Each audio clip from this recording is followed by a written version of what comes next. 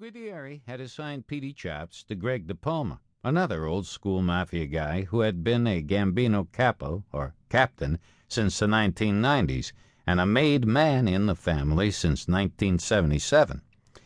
Greg was in his early 70s when he emerged from prison after serving time for shaking down Scores, the Manhattan strip club made famous by radio shock jock Howard Stern.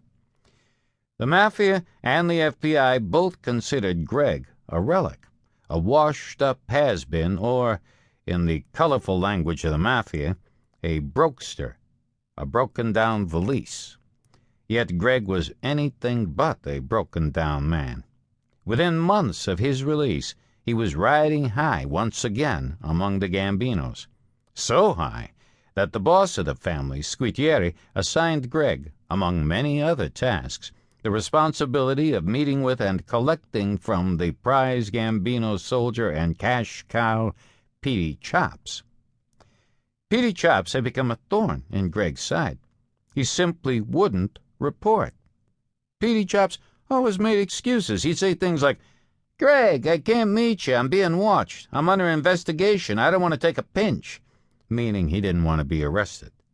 "Hey," Greg would respond, "we're all being watched. Now get over here with the money."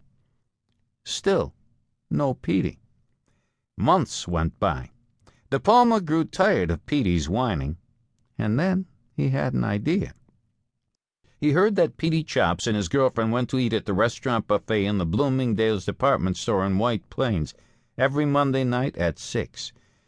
On February 21st, which happened to be the President's Day holiday, the old man, as Greg was called, decided that he, his Gambino soldier Robert Vaquero, and I would find Petey at Bloomingdale's and straighten him out. Who am I? An FBI undercover agent who had managed to infiltrate Greg De Palma's crew. Greg thought I was Jack Falcone, a big-time jewel thief from South Florida, and he had made me part of his crime crew.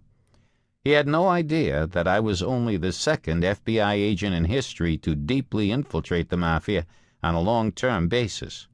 Joe Pistone, playing the role of Donnie Brasco, was the first. I knew that the matter had been festering with Greg because money was important to him. It was also the principle of the thing. To benefit from your privileged position in an organized crime family and not share the wealth, it's a fatal mistake. That President's Day, Greg, Vaquero, and I sat in La Violetta restaurant in Larchmont, New York, when Greg turned to me and rasped, "Listen, we're gonna go for a ride." As usual, Greg didn't tell me our trip agenda.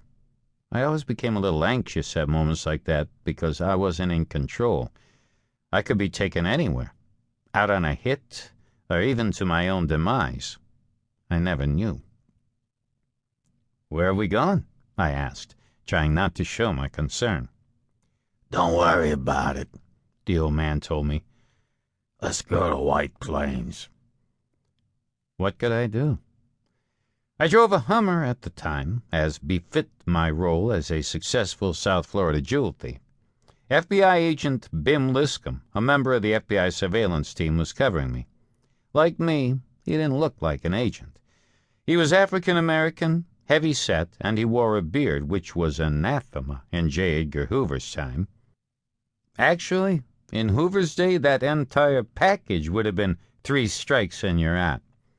I opted to have him cover me because he didn't look anything like an agent, and because he didn't drive one of those brand-new cars with the tinted windows that always gave surveillance teams away. What do I look like?